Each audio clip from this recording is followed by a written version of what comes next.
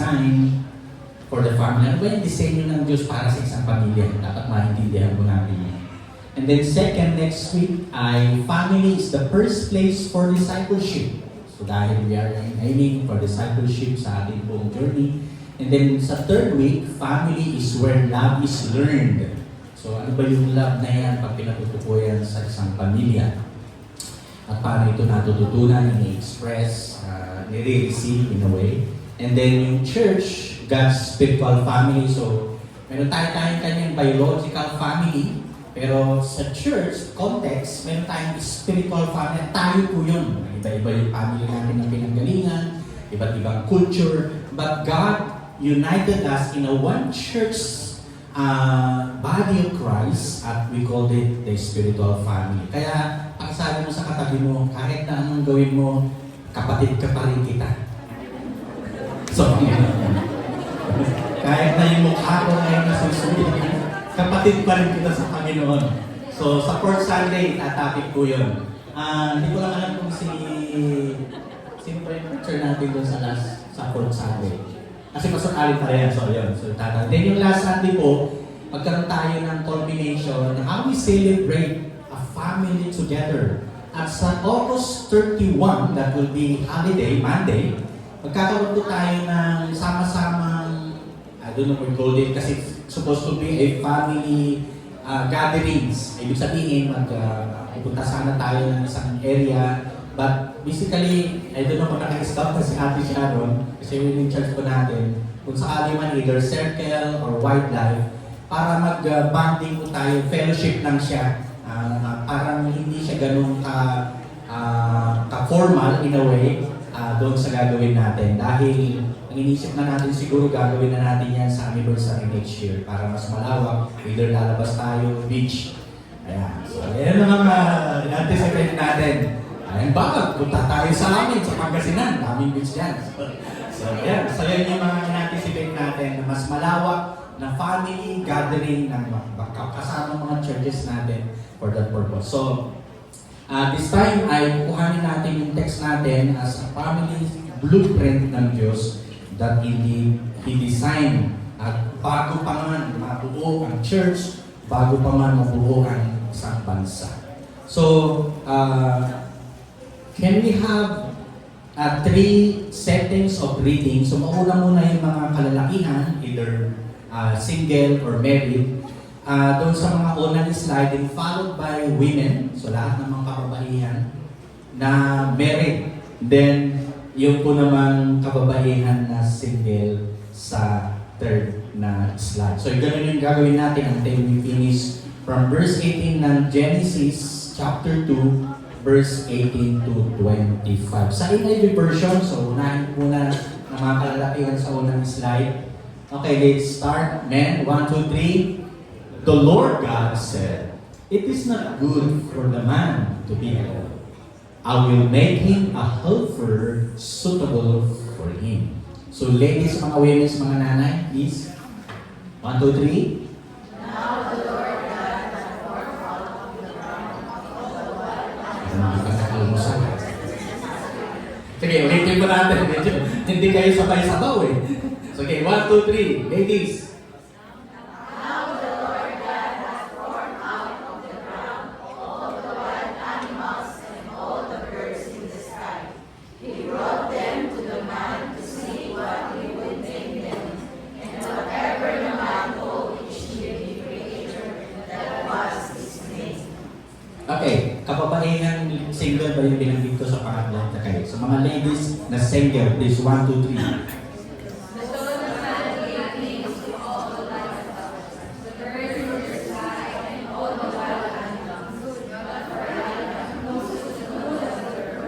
Okay, next, men ulit, ng mga kalalakihan, tatay at mga kabataan kalalaki. 1, 2, 3. The man said, "This is now my bone of my bones and my flesh to my flesh. She shall be called woman, for she was taken out of the man." Then, ladies ulit, mga nanay, mga kabaihan. 1, 2, 3. That is why a man leaves his father and mother, and is united to his wife, and they become one flesh. And then, Adam and his wife were both naked, Okay. Medyo may sabi nila masyado na ito yung last verse. No? Pero explain ko natin yung later on.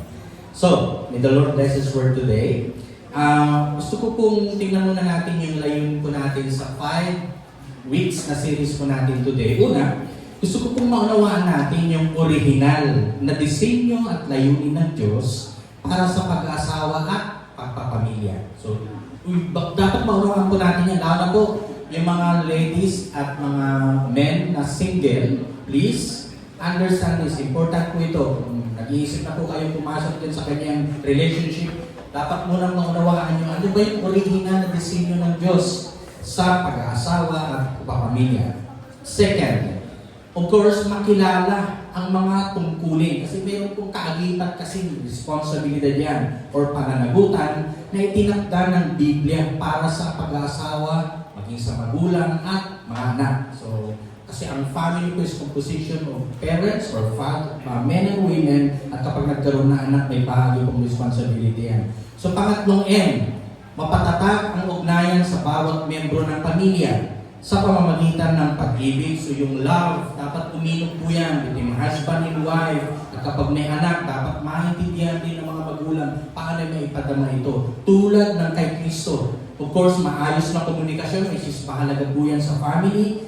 Pagpapatawad if there be wrong or failure na nagawa o pagkakamali. At pamumunong may pusong naglilingkod. So yun po yung pangatlong layunin po natin dito sa series natin. Pang-apat, may tayo o may ipatayo ang tahanan na nakasandig kay Kristo sa pamamagitan ng sama-samang pagsamba sa pamilya, pananalangin at pagdidisipulo. Yun po yung mga importanteng part po kasi para mas lalo mapaigting yung samahan ng pamilya, yung pananalangin, pagsamba, pagdidisipulo rin at kampanin ng mga magulang. And then yung panglima, mahalaga rin po ito dahil sa pamilya po, kailangan na maintindihan natin na may isabuhay ang mga prinsipyo ng salita ng Diyos upang matugunan ang mga hamon ng mga bagong pamilya na may karunungan at biyaya. And then lastly, ito po, mahalaga po ito.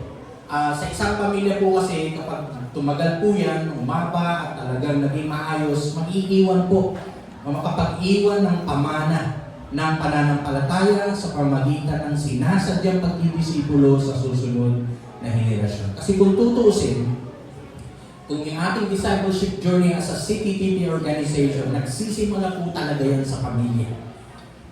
Hindi po sa church. Ang church lamang po ay tutulong, gagabay, at gumagawa ng pamamaraan paano pa mapaayos yung pagsama-samang pagdidisipulo, pero nagsisimula po yan sa pamilya. So, huwag niyo pong iasa na, ay, ba't hindi lumalago yung aking anak o hindi lumalago yung aking asawa? Kasi po, pag wala nangyayaring samahan na maayos sa pamilya, mahirap po talagang mag-grow at mahirap ang disipulo. But if we have that kind of a strong family, will result in a strong church that will lead to glorify the Lord. Ngayon, tatanungin ko po yung may mga asawa na ngayon. O, yung asawa may mga asawa. Itas ka po yung mga may asawa na ngayon. Yung mga iba parang ayaw pang aminin na may asawa na yun.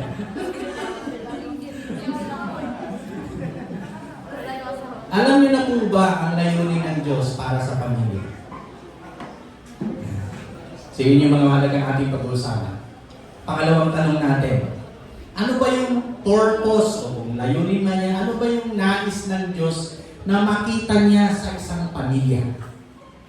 O kung nag-start ka ng pamilya, ano ba yung gustong makita ng Diyos para talagang yung pamilya mo ay maayos? So, ang tinitingnan mo natin ang tatlong areas na gusto ko po natin tingnan. Nandiyan po yan. Yung 3 important aspects kung bakit natin pag-usapan ito. Why family matters. Bakit nga ba? Pangalawa, ano ba yung disenyo at blueprint? Medyo magkahawid siya na salita, pero i-define ko natin yan, yung difference ko niyan sa isang pamilyang nilalayon ng Diyos. So, design and blueprint. So, sa mga architect ko dyan, mga engineers, tulad ni Kuya Ezra. Kuya Ezra, ano bang ginagawa niyo? Nag-design lang po kayo or gumagawa ng blueprint. Design. Okay, so tingnan natin yung pagkakaiba ng design sa blueprint. And then, what is God's purpose ba talaga sa isang pamilya? Mahalaga pong bahagi po ito. Kaya sa mga married, makakatulong ito. Sa mga nag-iisip na pumasok sa ganang relationship o kayong mga bago pa sa ganitong uri ng pagsasama ng pag-asawa, mahalaga rin po itong bagay na ito. So why family matters? Kasi po yung passage na binasa natin, yun po yung unang makikita natin na isang blueprint and design ng Diyos sa isang pag-asawa at pagpapamilya. So, binasa po natin yan. Ang sinabi niyan, after that verses, yung verse 25, pag pumunta kayo ng chapter 3 ng Genesis, may makikita na tayong problema sa isang pamilya. So, wag muna natin isipin yung chapter 3. Gusto ko muna i-focus muna natin, ano ba talagang matters? Why family matters? Una, dapat natin isipin po dyan. That God indeed, yung pinakamahalagang dapat nating pag-usapan dito, why family matters. Basahin na po natin lahat ito, 1, 2, 3. The family is God's divine institution designed to reflect His glory, love, and covenant relationship. Kasi kung tutusin, perfect na si Lord, wala na siyang need. But He created Adam.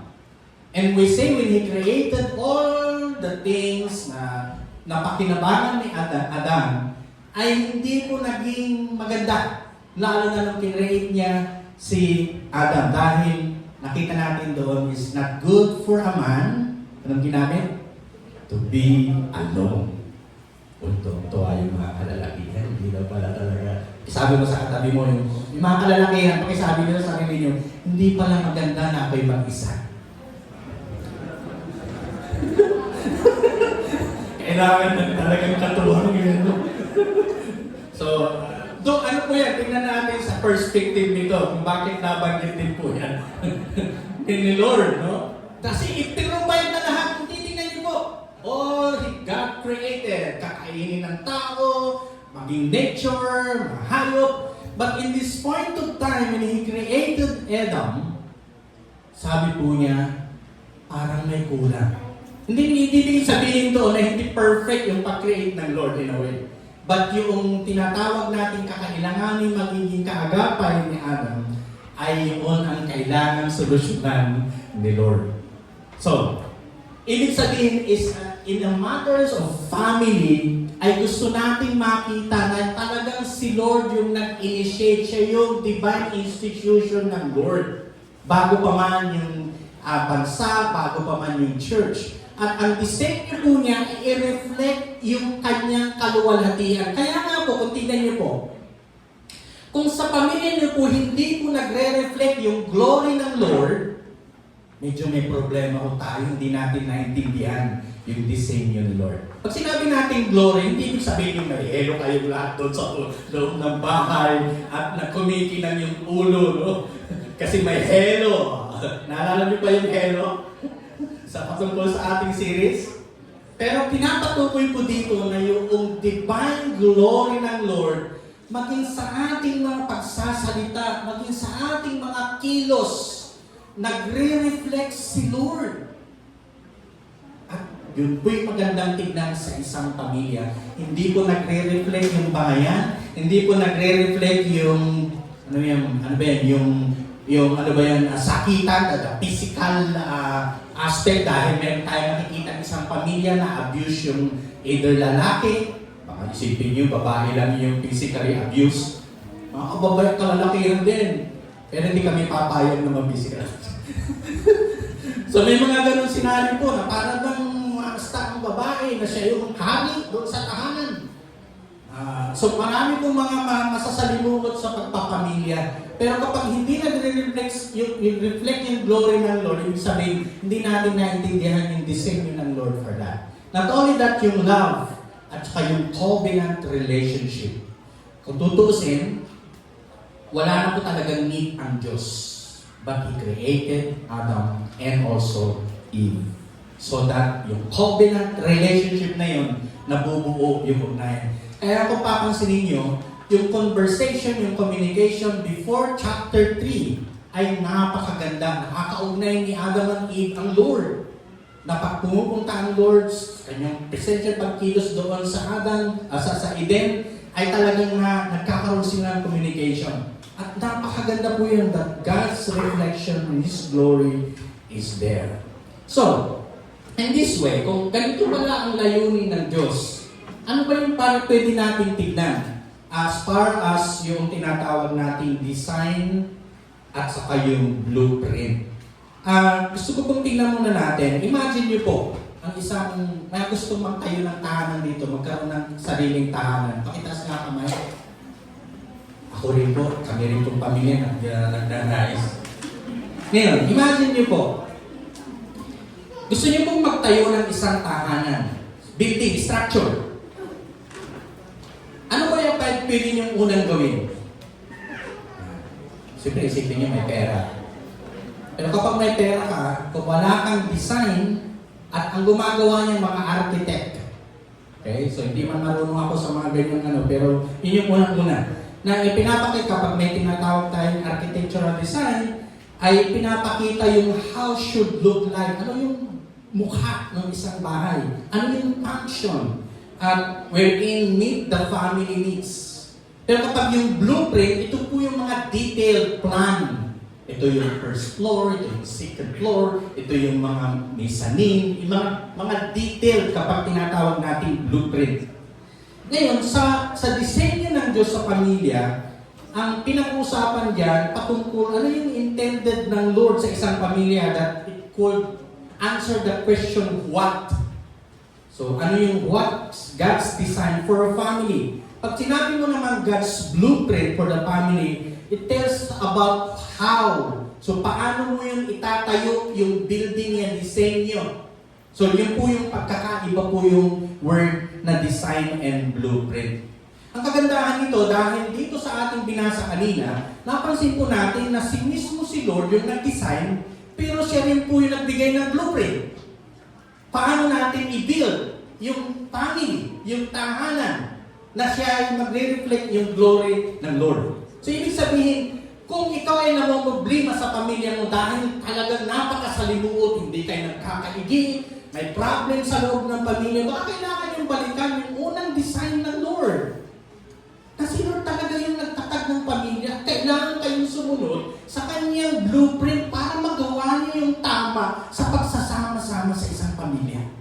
Nakuha niyo po yung point ko dito ngayon. So, ibig sabihin, if you are encountering problem in your family, halimbawa, mag-asawa, hindi nagkakaintindihan, ano bang mayroon? Baka hindi kayo bumalik doon sa unang design ng Lord na dapat gawin at dapat sundin. Lalo na yung blueprint, how you establish that house in a way that God may reflect God's glory. So, I think yun po yan kasi sinabi ng Psalms, halimbawa, doon hindi ko na inilagay yung passage po dyan. Sa Psalms 127 verse 1, unless the Lord builds the house, those who build it labor in vain. So when Christ is the foundation, His Word is the guide, prayer is the lifeline, and love is the covering, the home becomes a place where faith grows. Not only that, relationships flourish, and the future generations are shaped for God's glory. So, mahalaga po pala na tignan natin yung blueprint na yun or yung design and blueprint so that we could make good things to do it. So, kaya nga pwede rin natin tignan. God's blueprint is His revealed plan and instruction in Scripture for how the family should be established, built, and maintained according to His will. Kaya nga, pag blueprint, ang sasagutin ng mga tanong ay, what is the foundation na kailangan? How should the home be built? What principles must be guided? And what happens if the plan is ignored?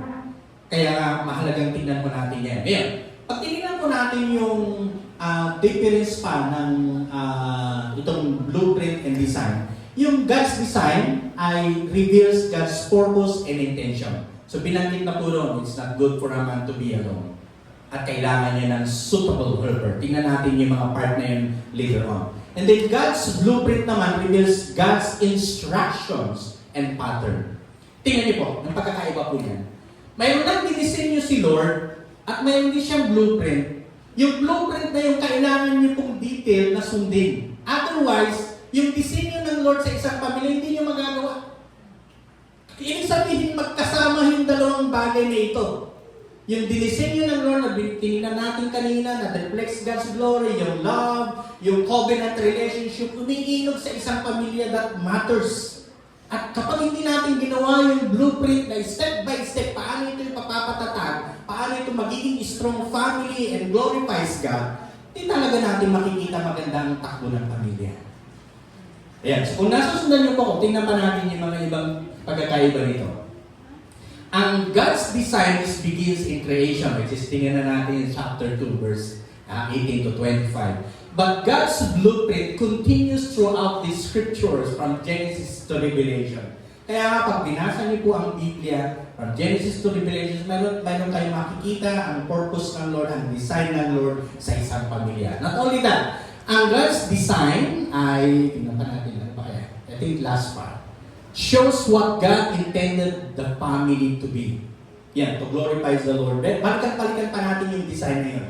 Mag-reflect yung glory ng Lord, yung love, yung covenant relationship. But God's blueprint shows how to build and sustain the family according to His Word. Kaya yung salita ng Diyos ang palagi nating babalikan din para mas lalong mapaigi. Yan parang ang tawag natin dyan, nandyan po yung mga formula para strong family ay mai-apply natin yung kanyang sinasabi na makakatulong para ang isang pamilya ay magiging matatag, masaya.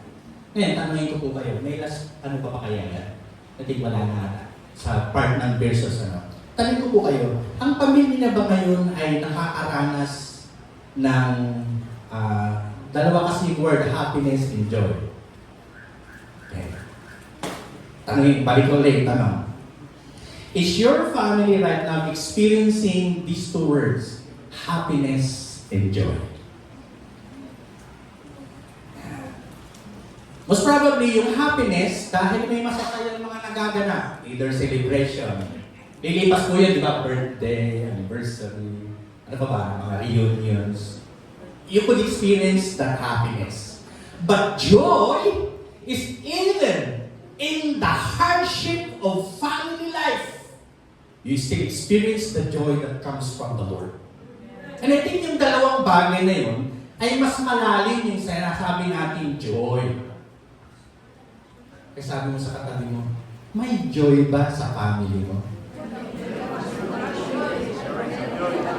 Mayroon. Pero mga iba, parang iba hinahanap pa eh. Baka chicken joy yung hinahanap eh. Kasi kung hindi, kung happiness lang, lilipas din yun eh. Pero yung joy, even you have problem, even you have need, even there is, sabihin natin, hindi pagkakaintindihan, but still if God is there, He is the one who orchestrated the design and the blueprint, and you follow Christ.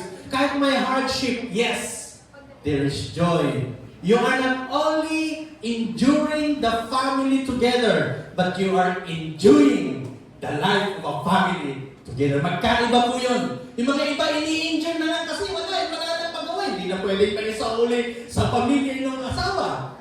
Yung anak, hindi na rin pwedeng isauli sa loob ng kanyang tiyan, ng nanay. Na iniisip nila, mas problema mo yung anak ko nang lumalaki na nung baby pa siya. Hindi.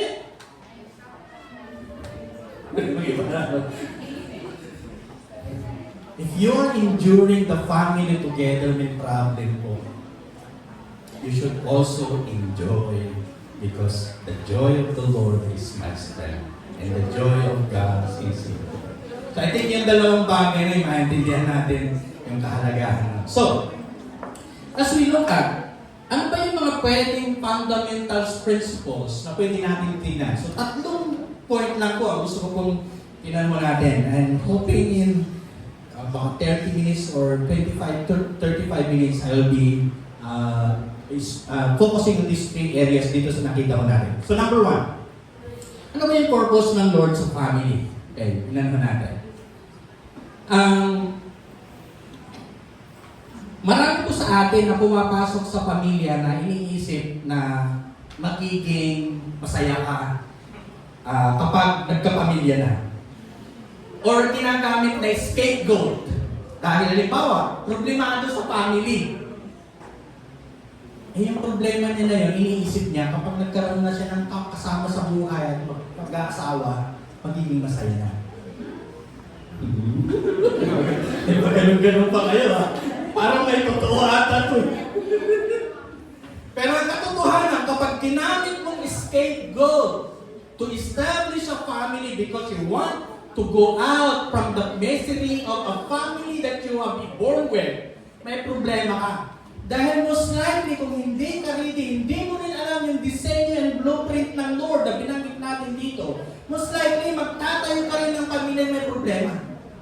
Kasi hindi na lang mo halimbawa, nagkaaway palagi yung tatay mo, na-influensya ka ng gano'n, or kaya iniisip mo na, ay, pag nag-asawa na kayo, hindi pwede mangyari yun, maiiba yung family ko.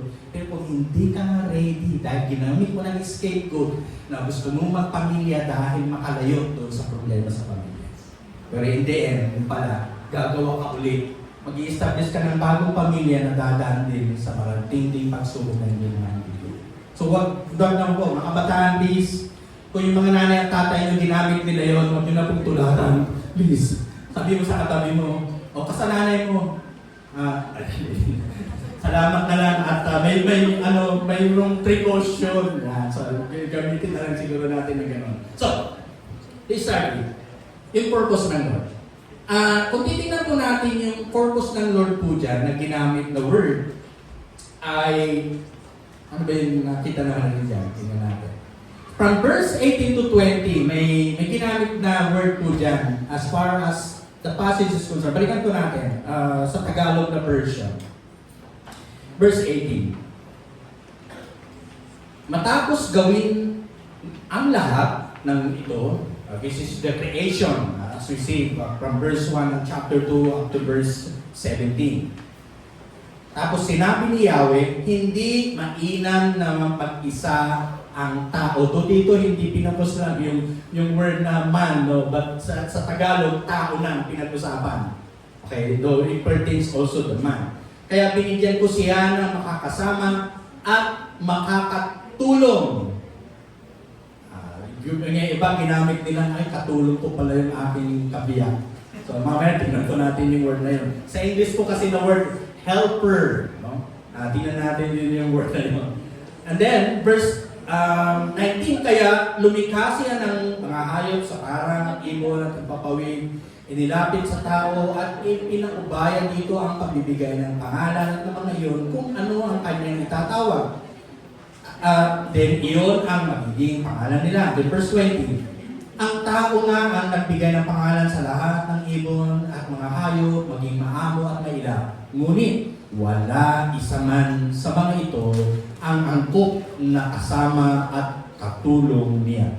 Verse 21, kaya pinatulong ni Yahweh ang tao samantalang nahihimbing kinuha niya ang isang tadyang nito at pinaghilom ang laman at sa tapat niyon. Then verse 22, ang tadyang na ito ay ginawa niya isang babae.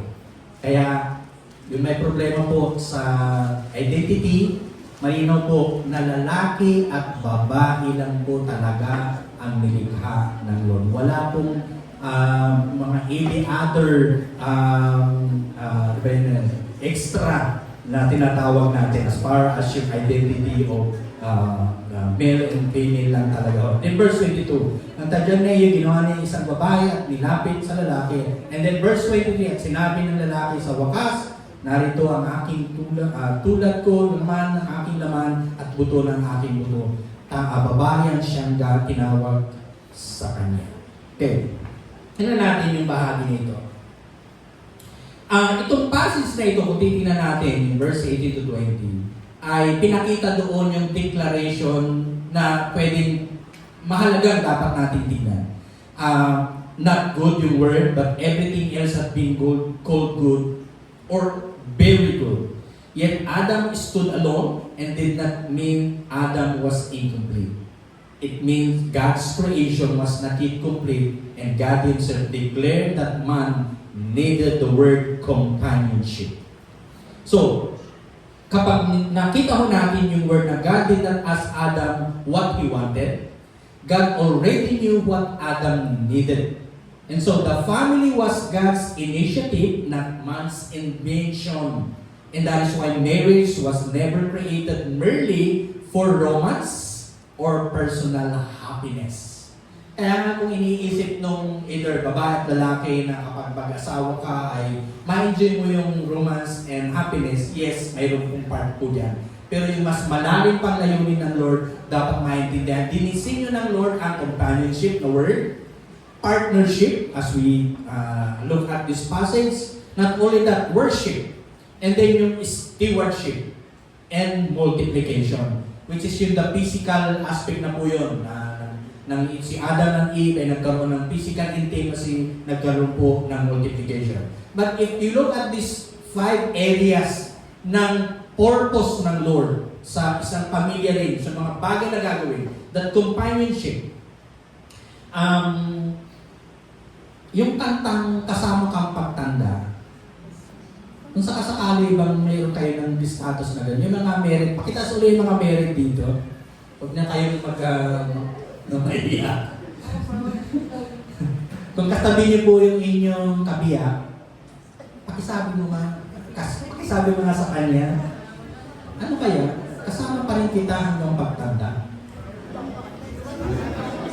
Yung mga iba parang ayaw sabihin.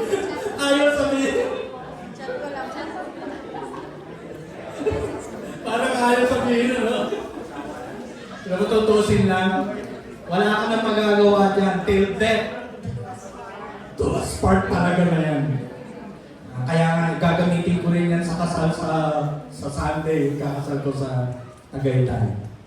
Companionship. But mas malalim pa ho dyan dahil yung intimacy at mamaya may mga part po dyan sa intimacy part. Yung partnership, doon pumapasok yung tinatawag nating suitable helper na word. And then worship. Yung stewardship naman, Adam and Eve, they will become good stewards. At si Adam nga po yung nagpangalan ng lahat ng mga hayop kapag sinabi niya ito ang pangalan. And then the multiplication. The word helper, the suitable word helper na ginamit po dyan is Ezer. E-Z-E-R. Na ibig sabihin, nag-i-imply na hindi inferior ang babae. Na mas mataas ang lalaki sa babae. Hindi po yung ganun ang ibig sabihin ng word na isa. Hindi ko na po kasi nilagay po dyan sa PowerPoint. Ito'y ginamit para ipakita na ang si Adam ay kanyang suitable helper, partner. Kung ilalagay po natin si Eve. And that is why Eve was created as Adam's corresponding partner, complementing him in fulfilling God's purposes.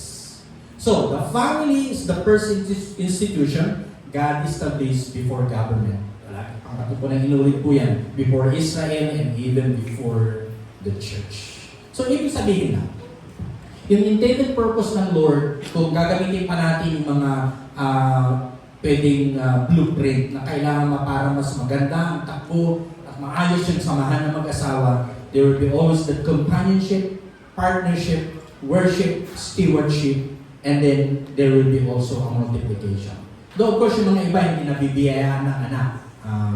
Of course, meron tayong mga kapatiran na may ganoong status ng samahan ng pagsasama. Pero hindi nakakahulugan na hindi wala ang Diyos doon. Still God is there, but of course the physical challenge na halimbawa dahil sa edad na rin o yung kakailanganin ng although may mga physical challenge na hindi magkakaanak. So hindi na natin kayang harapin po yun. But hindi na nakakahulugan na si Lord ay wala po dyan sa panahon na still God is there.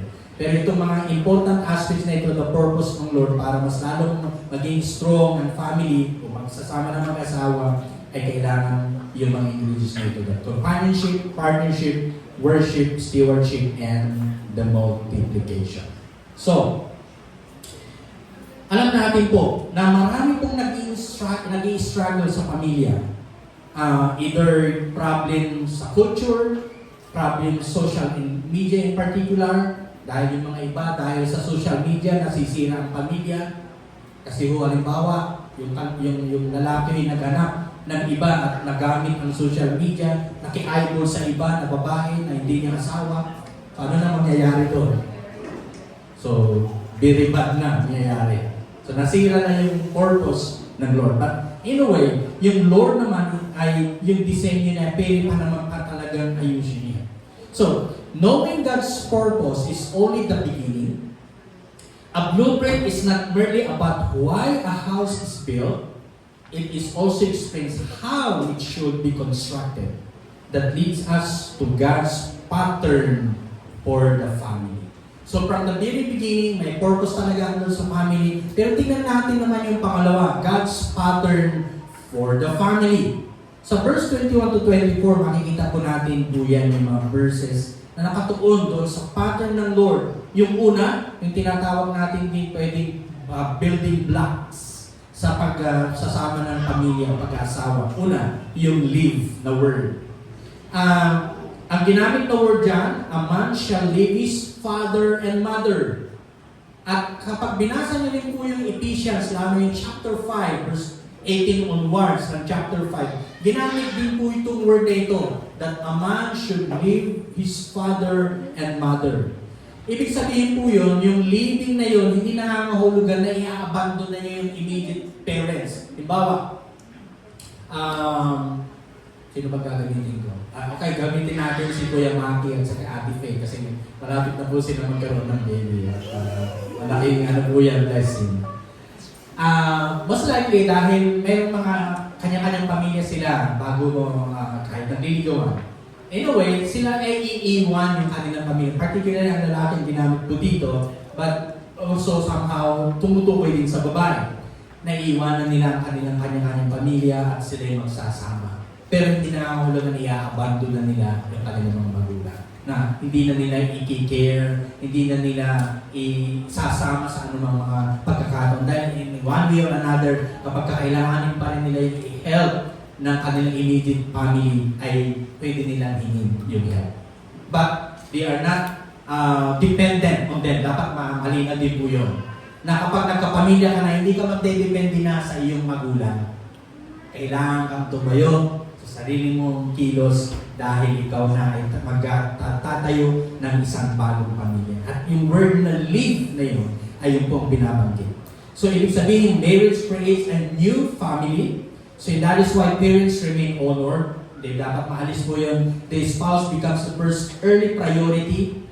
Many marital conflicts arise because of the couples never truly leave their immediate family, and some continue depending emotionally, financially, or relationally on their parents. Kaya, malinaw po, doon sa ating kultura Pilipino, hindi naalis na kapag nagkapamilya o may sa sariling compound nakakasama-sama, pero mainam pa rin na bumukod.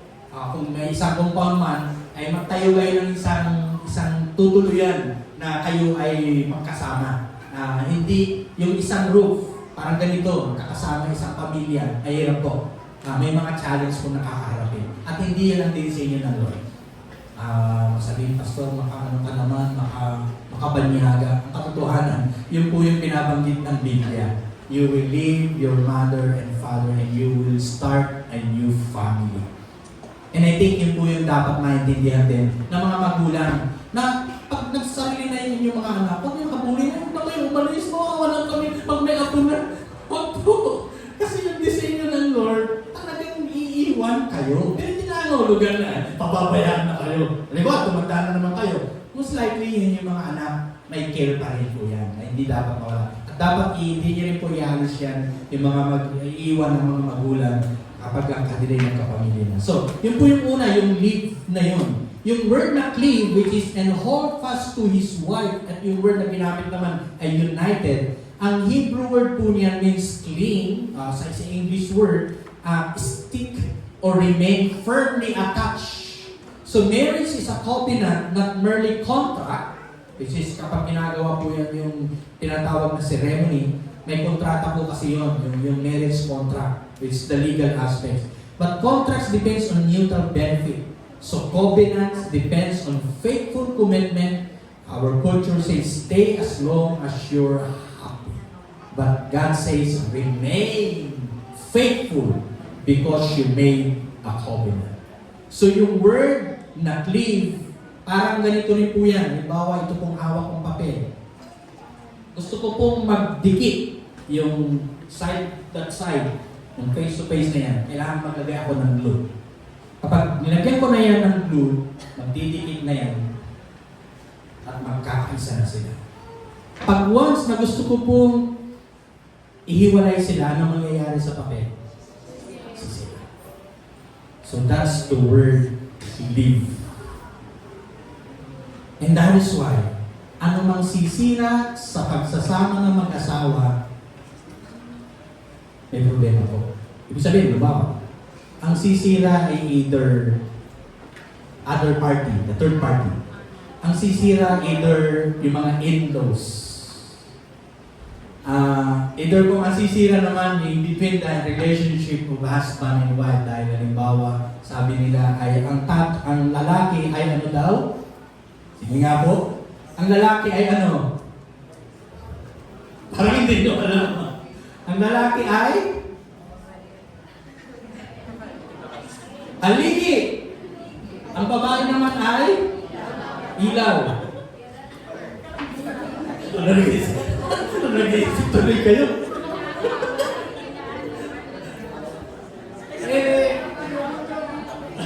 Sige. Bahala na kayo mag-isip. Pero mahalaga po doon, alam natin na yung mga kataga-ngayon ay hindi nangangahulugan dahil haligi hindi na matinag. Tapos yung ilaw naman ay hindi na maandap. Yan ang mga amon po yan. Pero kung yan ang magiging challenge, ibig sabihin, kailangan mangyari sila. Kasi yung word na from live to cleave ay dapat magpatuloy mo sa anumang hamon na pwedeng mangyari. Mag-stick pa rin kayo. Stick to one at manatili firmly attached and faithfully live together until the end. Kasi nga po, yung kasunod na word dyan sa pangatlo, from the pattern from live, ano po yung una? Live, cleave, and become one flesh.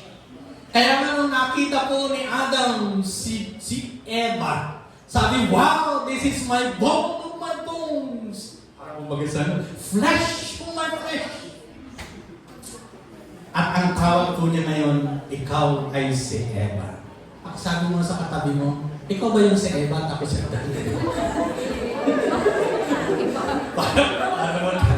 magkaiba yun. So, this is my bone of my bones and flesh of my flesh. Natuwa ko si Adam. Kasi nakita niya yung kanyang kapareha. Yung kanyang magiging katuwang. Yung kanyang suitable helper. Na hindi nangangahulugan si Eva ay katulong. Hindi po. Siya ay magiging katuwang sa misyon para kay Lord, sa misyon sa pagtulong, sa misyon sa mga maraming bagay na gustong ipagawa ng ating Panginoon. And that is why, please, mga nanay at tatay na may asawa na ngayon, hindi po kayo magkatunggali sa anumang plano ng Diyos dapat. Dapat makapagtulungan kayo. Okay, sabi mo sa katabi mo, kung kasama yung asawa mo, magkasama tayo, hindi lamang pagtanda, magkasama pa rin tayo sa layunin ng Diyos. Yan. Sige, palapakan muna natin si Lord. Yung mga ibay, parang tayo. Kasi mo yun ang tayo.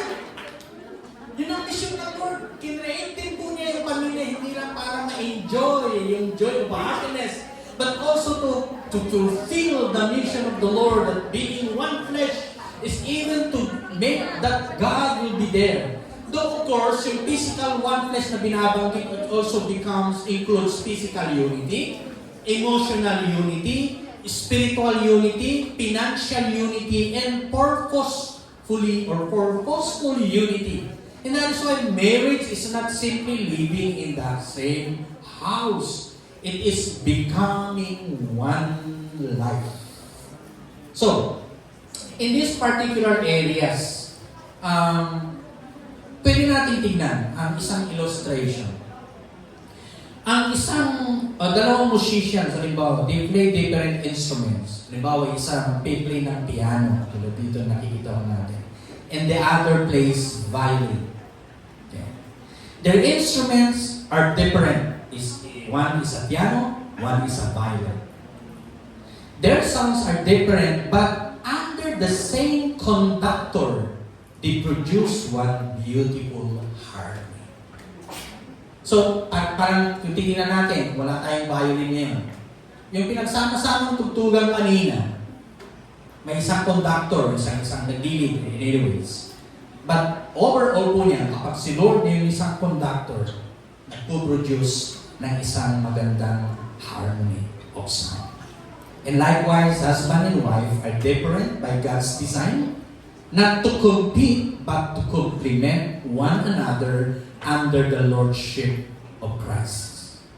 Actually, ang katotohanan, wala po talaga namang competition sa samahan ng mag-asawa. Aminin. Kasi kung may competition yan, yung iba ay pwedeng ma-discourage, hindi niya kaya i-compete yung asawa. Halimbawa, sa kwentuhan lang. Natatawa yung mga ladies. Natatawa na yung mga ladies. Bakit po kaya? Eh, maraming words pa ang mga kababaihan, mga kalalakihan, small words lang.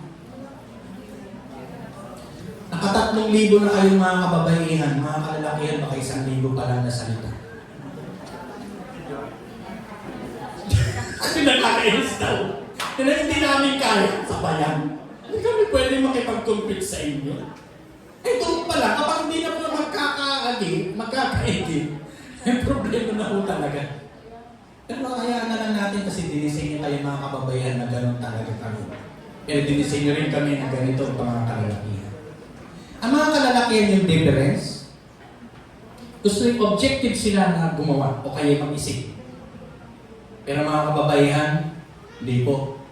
Subjective sila, emotional. So doon pa lang sa bahagi na yan, mayroong pagkakaiba, pero dahil si Lord yung nag-unite that one flesh, pwede natin matanggap yung bawat isa.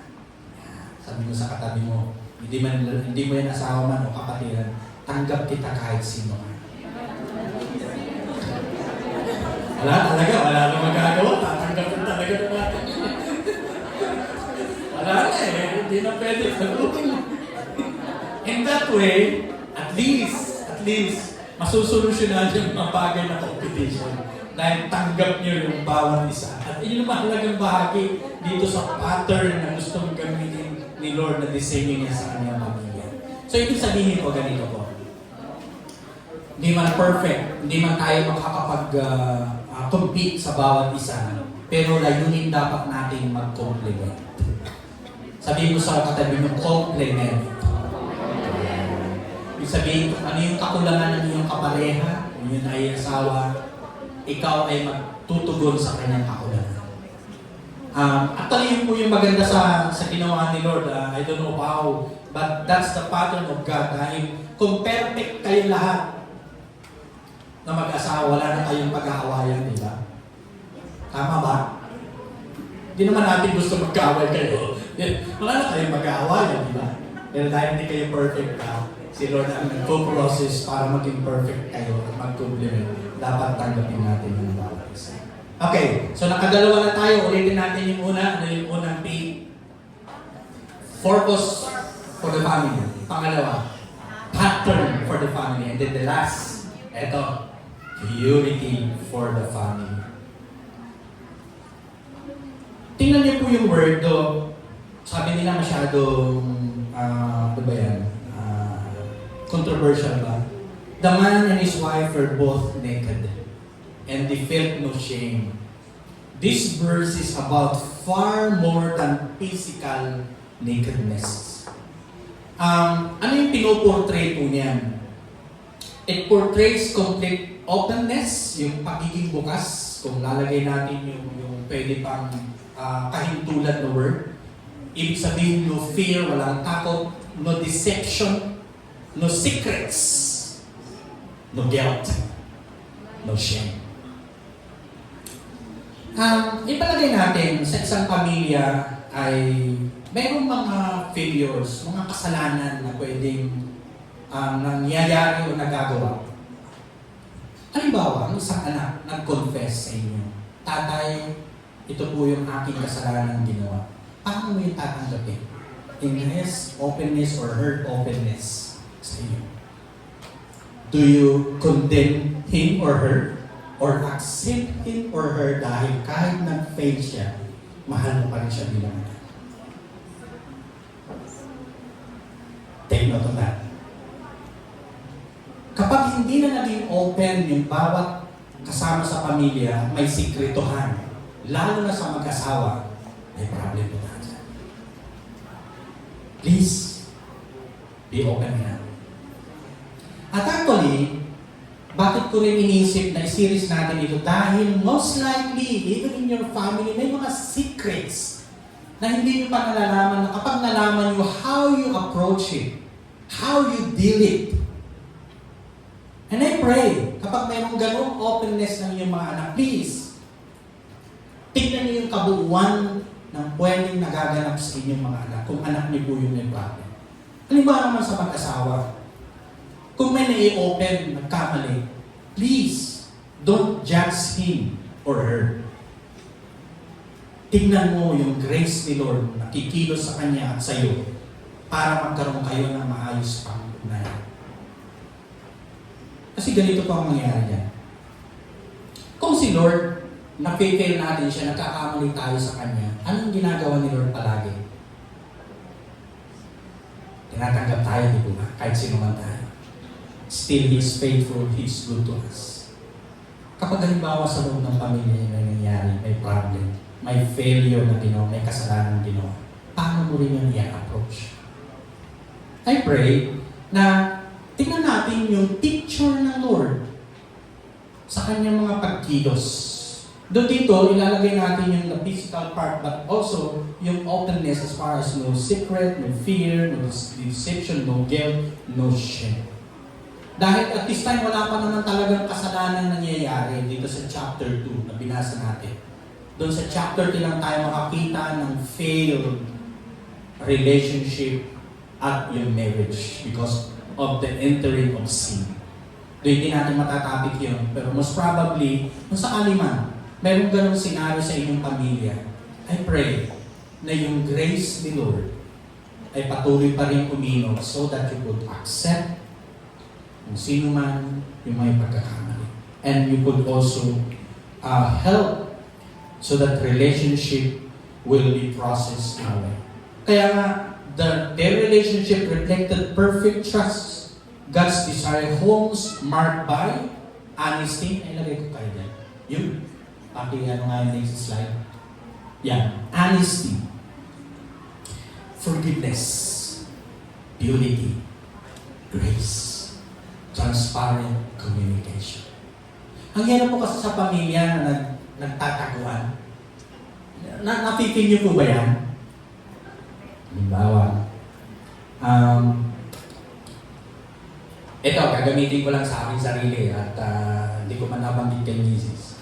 Ako po kasi yung nag-ahawak ng financial namin. Ibig sabihin, dahil ako kumikilala, ano naman yun, walang problema sa doon sa kayo siguro nag-iisip. Parang hindi ko nalalaman yung honorarium na ibinigay mo na nag-preach ka. Pero anything naman na kailangan sa bahay, talagang ano po yan. Ako lang po yung nagmamahal. So hawak ko ibig sabihin. Yung tutura natin sa babae, depende po kasi how you manage yung ganong senaryo. Napag-uusapan lang po yan. Doon sa mga panahon na yun, nag-iisip din ako, tama nga rin pala talaga. Dapat maging open din ako. So, ibig sabihin parang ganito po. Kahit small secrets that could make or break the relationship, nawa, mainano po siya, may ibukas. Kasi hindi makakatulong po yan sa takbuhin ng pamilya. Halimbawa, hindi nyo na nalalaman na depressed na po pala yung anak nyo. Kasi malalim yung problema nyo. Wala pa naman ata tayong gano'n dito. Kung meron man, sakali. Parents, please. Alamin niyo naman yung ano yung kalalagayan ng inyong anak. Okay sa mag-asawa. Huwag na sabihin, oy, nasaan na yung sagod mo? 30 ka yun. 30 na yun. Hindi naman gano'n. Tanungin niyo naman siya, ano Ano bang nararanasan mo sa trabaho? Pagod ka ba? Nape-pressure ka ba? Minsan tanongin nyo rin kasi alam niyo po ba mga kalalakihan sa sobrang yung bang sigasig sa paglahan ng buhay, minsan na iniisip pa lang, ano ba yung pwedeng gawin pa? Dahil sa tindi na kailanganin ngayon sa panahon na ito. So, I think itong mahalagang part na ito, yung lagi itong transparent communication na ako, nasa process pa rin sa ganyan. Yung mga pagkakataon, yung mga bagay na ayaw kong sabihin kay Mrs. Dahil pag sinabi ko sa kanya, baka yung reaction niya mas malalim kaysa atin. So, may mga ganong scenario. But in a way, we could see how our God could make more that kind of purity that He wants to His church. Kung lalagay natin sa setting ng church. So, in these important areas, mga kapatid, kung ilalagay natin, and that is why a house may appear beautiful from the outside. Ang ganda sa saya ninyo, no? But a fresh paint, yung modern future, yung beautiful landscape, yet hidden termites and slow destroy the structure.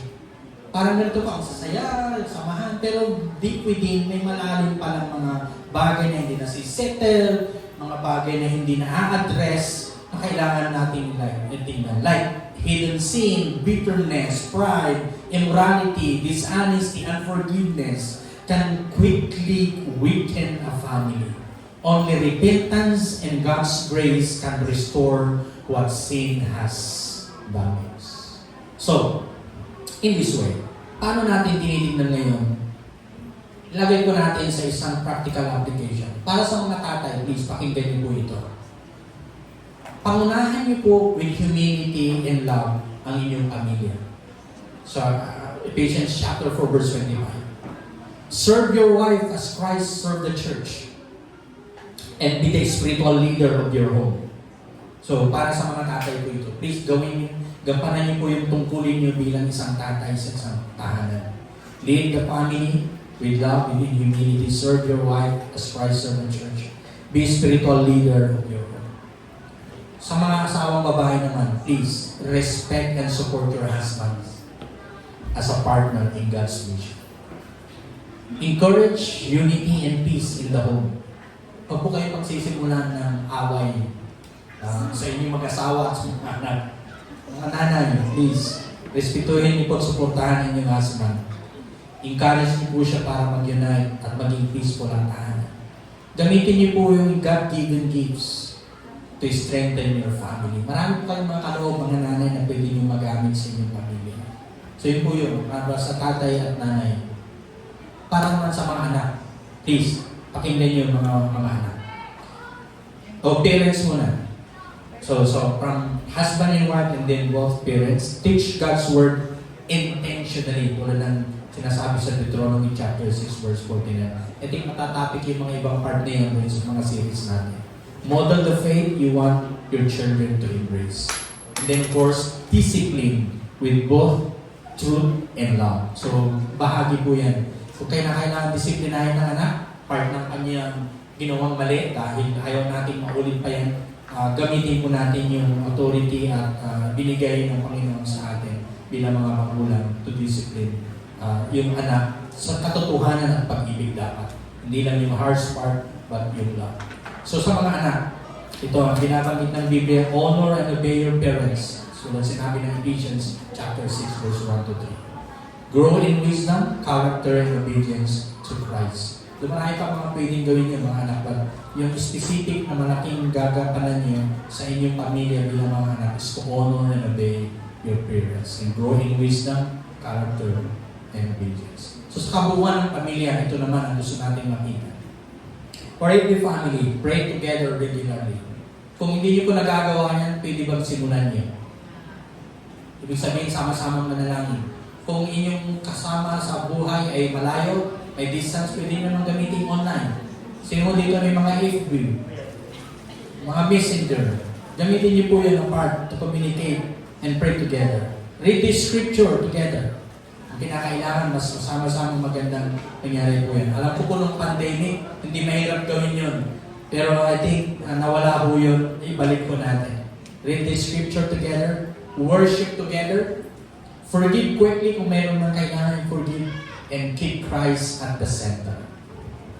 So I think yun yung mahalagang parts sa tatay, nanay, sa parents, sa anak, at maging sa mga pamamaraan ng kabubuan. And so that is why I conclude that the Word is trying to define the family. But God has never revised His blueprint. A healthy home does not happen by accident. Dapat nating maintindihan yan. It is built intentionally according to God's Word. Like a house built in a solid foundation, a family established on God's design will stand firm through the storms of life. Tulad ng sinabi ni Joshua, his declaration ng kanyang hinamon ang bansang Israel, sabi po niya sa Joshua 24 verse 15, "But as for me and my house, we will serve the Lord." May the Lord's blueprint and design and His purpose for your family will always be for His glory and His covenant. That love and care will always be present in everything.